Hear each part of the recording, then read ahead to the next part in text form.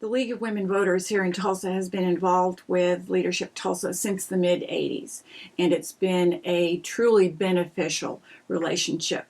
Currently, we are lucky enough to have a Leadership Tulsa intern almost every year. We don't get chosen every single year, but when we do, those interns are an incredible contribution to our board and the projects that we can take on. They bring fresh ideas.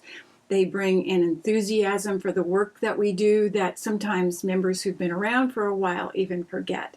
So we appreciate our Leadership Tulsa interns very much. Yes, Kathy has been very involved in league activities and also civic activities as well. I think it was in part because of her experience with Leadership Tulsa that she was able to serve on a commission that looked at stormwater management after the 1986 floods, and the League was very much a part of promoting and getting the good stormwater management system that Tulsa has now.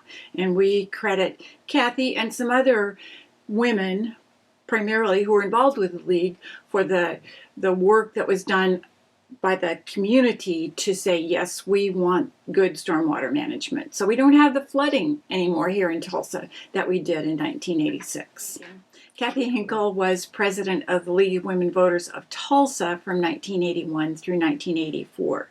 She then went on to become president of the State League in the early 90s. So she's served in many capacities at many levels. Kathryn Hinkle is currently the chair of our education fund, which does a lot of the work to educate voters, promote voter registration, candidate forums, voter guides, directory of government officials. It's sort of the heart of the League. At the time, so I joined the League of Women Voters, among others, and found a place that I knew I wanted to make a commitment to. But even after they had me on the board, I said, one thing I won't ever do is be president. I am not that kind of person. And later, when they wanted me to be vice president, that was the agreement. I'll be vice president.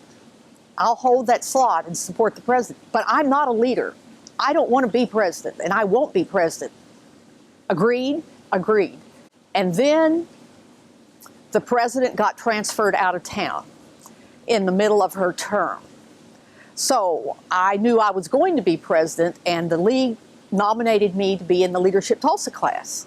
So it was sort of the cart before the horse, but it was invaluable. What Leadership Tulsa does for this community and what the League of Women Voters does, they overlap a little bit. So it's those kind of people that are committed to making it a better community that are active in the League of Women Voters. It's just that Leadership Tulsa can bring so much more education and information to us in that year.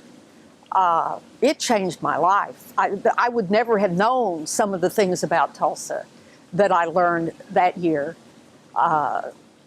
Thanks to the opportunity to meet the leaders and better understand the issues here in Tulsa, I ended up serving 4 years as president of the League of Women Voters.